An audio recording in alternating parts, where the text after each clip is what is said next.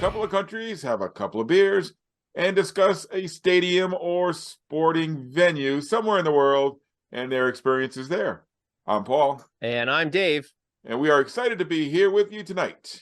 Before we get started, please make sure to check out Stadium Journey's YouTube channel, like this video, and feel free to leave a comment on the page. Like, share, subscribe, all that good old stuff.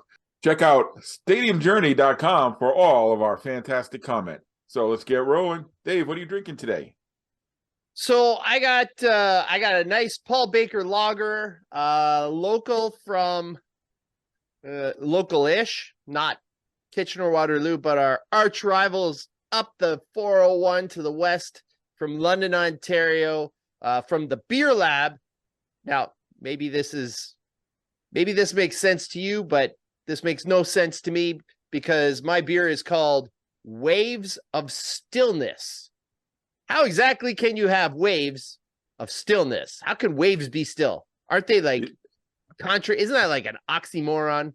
It sounds like it, but maybe the stillness comes over you in waves of emotion.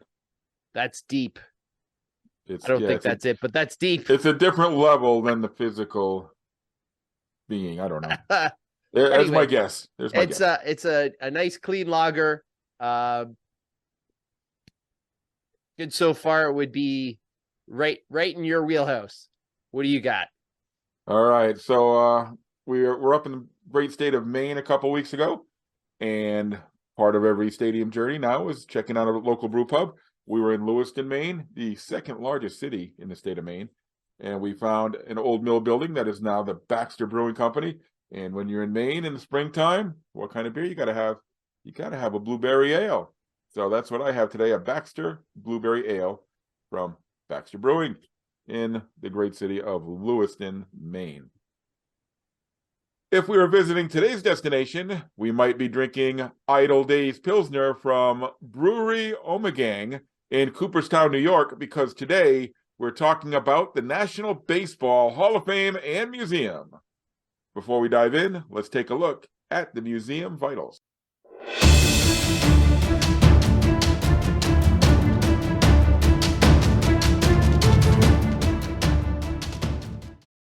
Okay, so the Baseball Hall of Fame, one of my favorites out of all the halls of fame that I've visited, and I think I can trace my enjoyment of the museum directly to its location in the tiny little village of Cooperstown.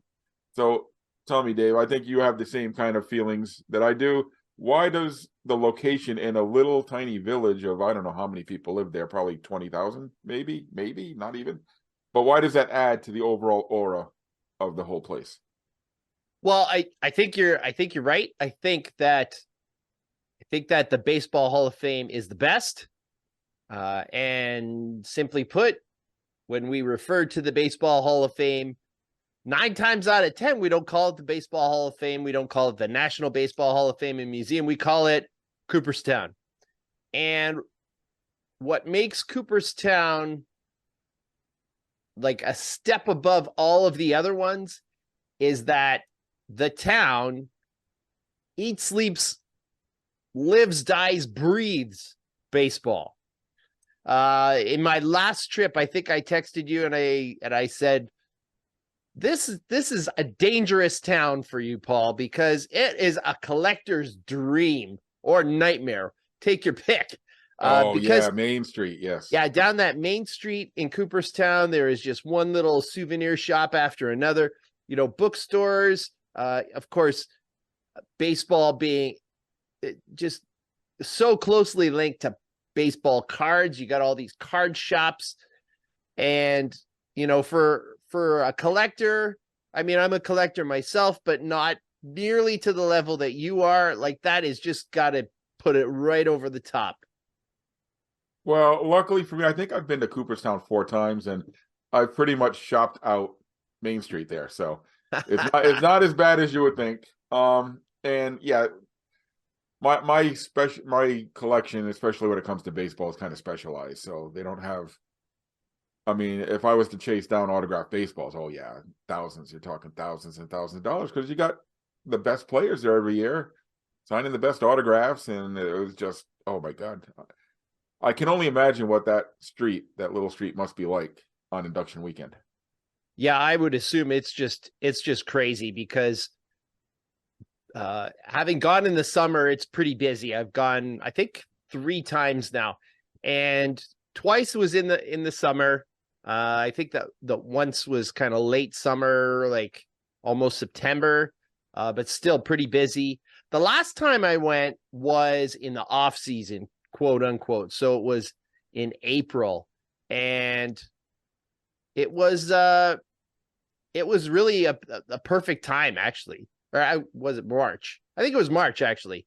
And I was lucky enough. I got a nice weather day, but really, it was really nice. It was nice and quiet. It wasn't hustly bustly, and you could kind of, you could meander and shop a little bit more at leisure, as opposed to, I think sometimes in the summer when you're going up and down, it's almost like walking through Manhattan, right? Where you're just in this crowd, whoosh. I don't know. I think only on induction weekend is it like Manhattan. I can't imagine that many people being on that little town. Yeah, I'm like you. I've gone off season. I have gone in the summer, but it's been early enough where it wasn't crazy. And yeah, the little streets got all those, like you said, it's got all those little shops. It's got It's you got can get that wax books. museum. I haven't been in Oh, it, I but haven't been in that either. I was like, And there it's just got never places seems to to be enough eat. Yeah. time because Every, I mean, I'm not sure about you. For me, Cooperstown is like, it's usually a spot along the way. It's like a stop for a few hours, and yeah. then I'm going somewhere else. I'm going to a game in Syracuse, or I'm moving on to like Albany or whatever. And Yeah, Binghamton or Wilkes-Barre. yeah, Yeah, it's funny. The first time we went, I think I felt like, oh, that was the second time. First time we actually went for a Paw Sox game. They were playing Syracuse at Doubleday Field. We'll talk about wow. Doubleday Field in a second. But yeah, I felt like Chevy Chase in Vacation. Here's the museum. Yep. Okay, let's go. Next. Yeah, one of the centerpieces of Main Street is Doubleday Field, which is right there on Main Street. And cool enough, the coolest thing about Doubleday Field to me is not that they used to play major league games there. But they used to have an exhibition game there every year. Not that they've held actual minor league games there, but you can rent out Doubleday Field and you can play there yourself, which I have done. Really cool. Plenty of baseball tournaments. I know teams around here always talk about the Cooperstown tournament. That's kind of on their docket. When I was there in March, there was baseball going on. Yeah. And there's something neat about just I think I've said before when we talk about movies, there's something romantic about baseball as opposed to some of the others.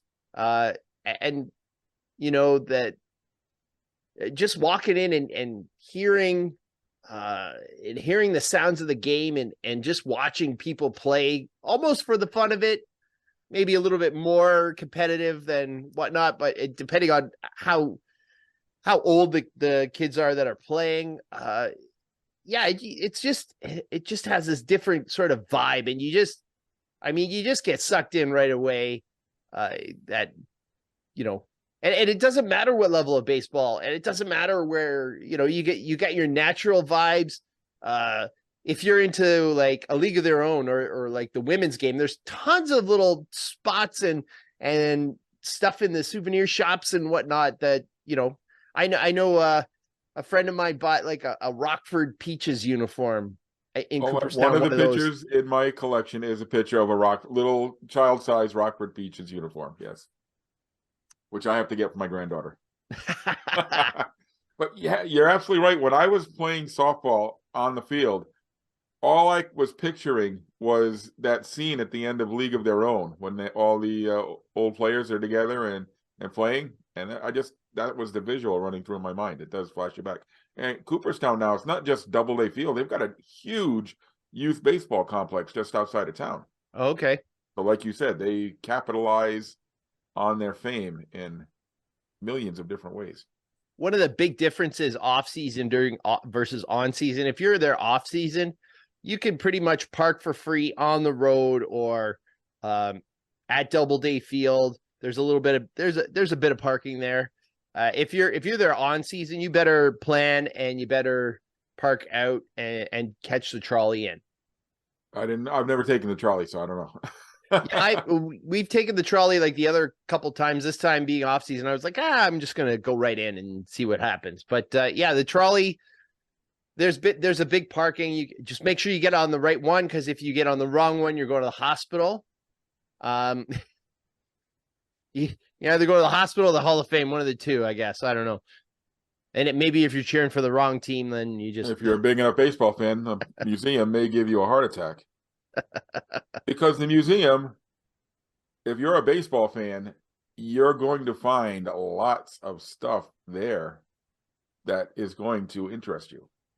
Yeah, absolutely. It's one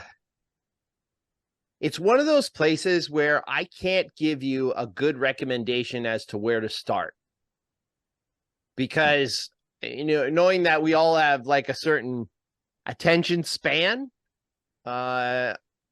you could go into like the plaque gallery, which is the Hall of Fame, right, where you have all That's your like inducted being at members. church. Yes, very churchy vibes to it. You could go in there and you could spend 2-3 hours just going around looking at the plaques if you want to read the plaques or whatever.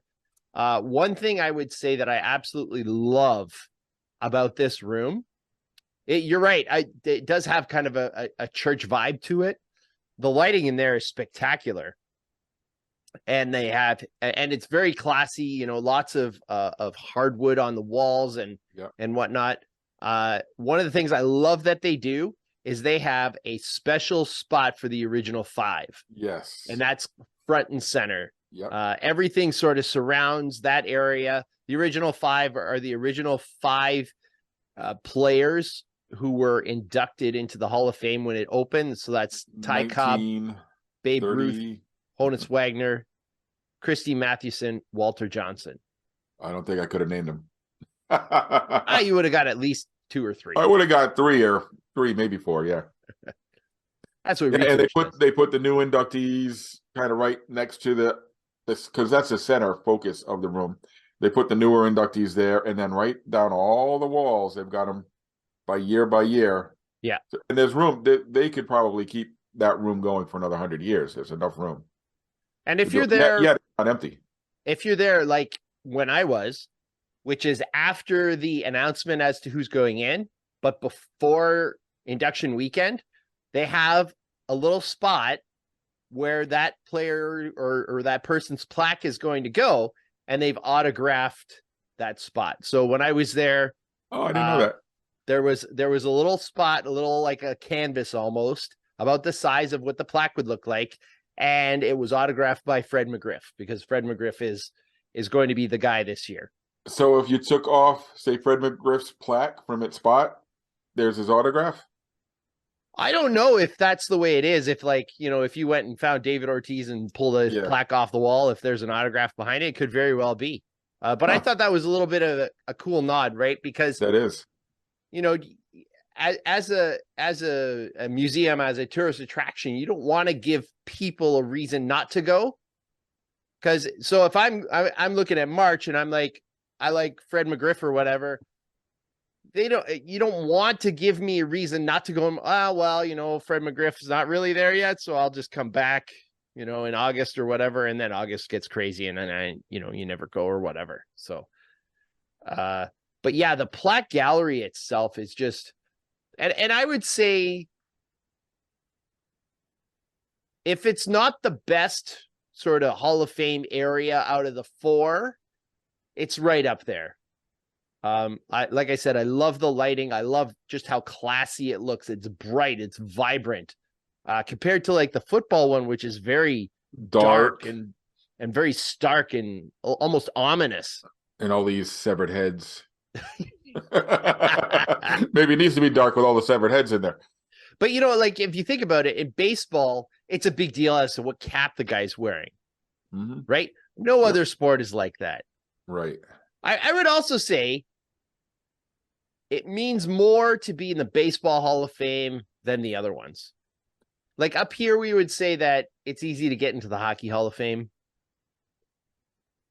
Easiest out of the 4. I think it's easy to get in the Basketball Hall of Fame. Well, relative. I mean, it's all relative. Yeah, right? relatively. But there are guys who you'd think, wow, they had a great career. Joe Carter is a great example to me. Joe Carter was a lock it in 30 home runs, 100 RBIs. He, of course, hit one of the biggest home runs in World Series history. I mean, he didn't get a sniff of the Hall of Fame, right? A career like that, yeah, he'd totally make the Hockey Hall of Fame. Yeah, look at Barry Bonds, Roger Clemens are still not in. Okay, we're going controversial here, are we? No, not at all. I'm just trying to support your point that there are gatekeepers of the Baseball Hall of Fame who make sure that it's an elite club. Hey, speaking of Barry Bonds, if you want, you can see the asterisk ball that he hit the record-setting home run with. And what was really cool about the asterisk ball to me, because I don't know if you know the story of the ball, but it was sold at auction. Whoever caught that ball sold it, and whoever bought it for a ridiculous amount of money painted this asterisk on the ball. Nice. And the Hall of Fame got a hold of the ball, and very carefully with their techie museum types, they're very carefully cut out the big black asterisk that was there. So if you look carefully at the ball, you can see where there's kind of like the top layer of the skin of the ball is missing. Wow. But that's just one of a billion. I wonder how big they could make this museum if they wanted. They probably feel like the Empire State Building or something. Yeah, I mean, we haven't even gotten into like the artifacts or anything like that yet. And a ton of different sections. Of course, there's rotating stuff. Yep. One of the spots I really like is the baseball card section. Mm-hmm. One of the things that I love the most about that is they actually have, and maybe you did this too, Paul, is you take your baseball card and you put a clothespin, you stick it in your bike spokes so it makes a noise when you're riding your bike. Well, they have a display where they have a bike and they have a card in there with the spokes. So you can yeah, because kids today don't know about that. No, because anyone that actually collects baseball cards is they're all like dust free, and everybody's gonna make a mint, but and they're all and the average card's worth 2 cents. So yeah. And if you want to see the card, if you want to see the Honus Wagner card, you can see it. They have one in there. Simple things like they have either I don't know if it's a legit or a replica or whatever of all the championship rings that they've handed out. So if you got your favorite team, you can go and look up your ring. The history pieces, of course, are huge. When I was there was a whole section on black baseball. Yep. I think that's one of the standard. One of the big injustices that I think was that Buck O'Neil got into the Hall of Fame too late. So he was not alive to know that he had made it to the Hall of Fame. I mean, if you're really looking for that, go to Kansas City. A whole focus on the Negro Leagues, which is amazing. But the Cooperstown has incorporated some of those pieces as well. It's an important part of baseball history, so absolutely it deserves to be there. Mascots, jerseys, like displays of every jerseys, team. Yep. Like the Chicago White Sox with the shorts and the big collars. Yeah, you got your theater. When I was there, they were showing 42, so you could go watch 42. Oh. That one day that I went there with a group. And for those of you who watch our regular podcast, we are having Tim Parks from Ballpark Stampeders. He organized a day where we got the Hall of Fame for a day. So part of the day was going to play softball on Doubleday Field. Then we had the access to the museum. Then once the museum closed, we had the theater to ourselves, and we watched the League of Their Own in this little private theater.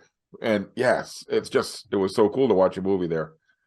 It was right around Jackie Robinson's birthday or something, or Jackie Robinson Day or something that I was there. So I think I sat through Abbott and Costello's "Who's on First" routine 3 or 4 times in a row. Oh yes, totally, absolutely. And next door to that is the bookstore and the research wing of the Hall of Fame. Yeah, that's a little sneaky spot because it's in the back. You actually have to go through the plaque gallery to get there. So the last time I didn't get there because I was really kind of going through a little too quickly, having somewhere else to go and whatnot. But yeah, I remember the bookstore being quite huge.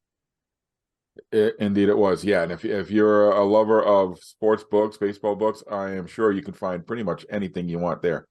And every time I've gone to Cooperstown, I'll come back with a few books.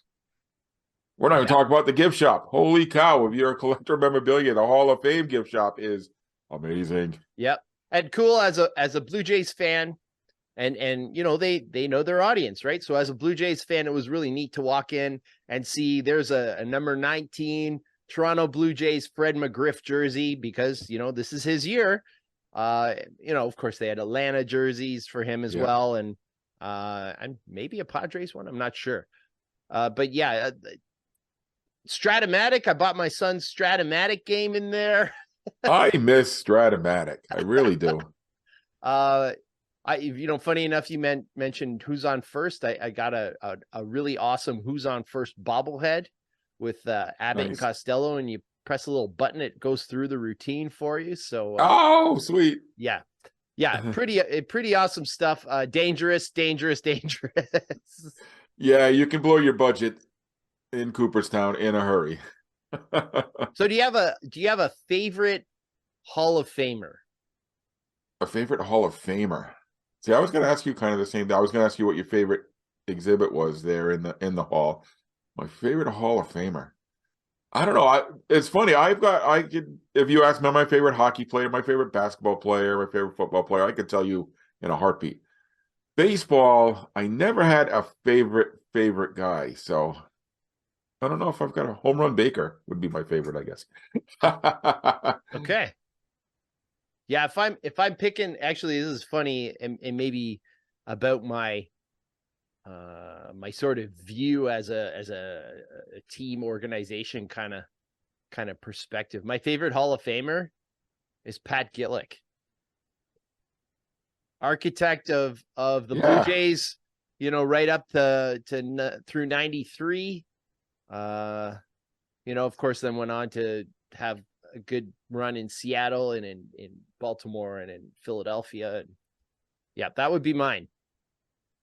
Interesting. So the last time I went there was like right before David Ortiz was getting inducted. So made sure I looked up all the David Ortiz stuff. Yeah, I don't know. I can't answer that question as easily as you can, but that's cool. And that's some of the great things. I mean, you've got you've got the famous ball players and stuff, but the Hall of Fame is more than just that. And you can find guys from history. You can find, guys who played in the Negro Leagues, never made it to the majors. You got architects, you've got broadcasters.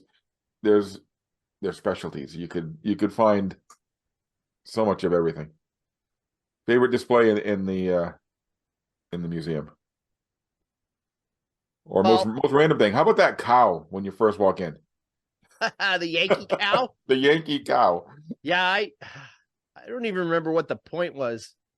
Oh, it was just an old cow that was in Yankee Stadium. It's the holy cow. It's the Phil Rizzuto thing. I just happened to have that picture up there, so which now makes sense. The holy cow. Yeah, you mentioned the championship rings, and I always love displays like that because then you look. All right, here is the World Series ring from way back when, and now here's the ring from today, which is bigger than your hand. I always liked watching the prices go up, like when they got like programs from throughout the years. Here you go, 1940, the program was a nickel. Here you go, in 2020, the program is $10. I would say, I guess my favorite displays, I mean, outside of the plaques, which of course, is kind of first and foremost. I would say anything with the uniforms, I'm really interested in, especially when they go back. They have one display where it's a locker essentially from each team, but that's very modern. It's the modern sort of modern history and the modern uniforms or whatever. But I like looking back at like the Rainbow Astros stuff that they would have, or like the Charlie Finley A's stuff, or the white shoes, old Indians kind of stuff. So yeah, I would say that would be my kind of favorite stuff there. Yeah, last time I went was 2019, and so they had a Red Sox World Series display, which was always cool. Uh, yeah, I'm like you. I like seeing the stuff from my youth. I don't like. I mean, the old stuff is cool, but to see the stuff from the '70s, it's my wheelhouse. So, and the international stuff, they always have a nice display about baseball from different countries. So you got like Cuban national stuff, and you got Latin American and stuff from Japan and Korea. I enjoy that kind of stuff as well. You know what? You know which one I really, it's really underwhelming. And That Ted it's Williams graph. that one I don't recall. There's this strike zone on the wall, and Ted Williams says this is what he would hit in that, and the strike zone is broken down into like 25 different little squares. He says, well, in this zone I would hit 423, in this zone I would hit 270. So Wow. you're full of crap, Ted Williams. You don't know. Well, it this one is kind of on a landing, so you're coming up the stairs, and it is. I mean, it's really classic baseball. It's got like the ticket window and kind of the old school like statues, and they're colored, and you got the Barker guy with the megaphone and like the fans, and you know they're dressed up, and then it sends you to the next section, and right above it it says entrance to sacred ground. And I mean, like that just sums up the Hall of Fame right there to me. Yeah. And say you're not even a baseball fan, you're an art lover. They have a whole wing of the museum that is baseball art through the years from different cultures, from different places, different eras. It's just, yeah, you could find anything and everything you want that's baseball related. One spot that Cooperstown. totally related to that is they have a number of like comic book covers that are related to specific players. So like there's a Dave Parker one that and they made him like a superhero, like the Cobra. And then there's like a Andre Dawson one, Yep. you know, the The Hawk, Hawk. and there's a Babe Ruth one, the Bambino, and then there's a red one called the Big Red Machine, and all of these kind of like classic comic book covers that they commissioned to look like, you know, that era. Like the Big Red Machine one looks like a cover from the 70s, and the Bambino one looks like it's from the 40s or the 30s or something like that. So that there's a great art sort of crossover with baseball. You got the photography area where they've got all those kind of pictures. Yeah, just, I mean, we could be doing this episode for like 2 hours. Oh, absolutely. Because there's so much there to talk about, and so much that you don't even get to see that's in their archives. I would love to get down into the archives where they've got all the, because whenever you hear about a famous event, a noteworthy event taking place, oh, his shoes are now in the Hall of Fame. That ball is now in the Hall of Fame, et cetera, et cetera. Yeah. So, yeah, where to start, where to end this conversation? I guess we'll end it right there because we want you to go experience it for yourself. We don't just want to tell you about it. Do it. So that is our look at the Baseball Hall of Fame, the National Baseball Hall of Fame and Museum in Cooperstown, New York. Maybe we'll see you there sometime on the road. Thanks for joining us. Cheers. Cheers.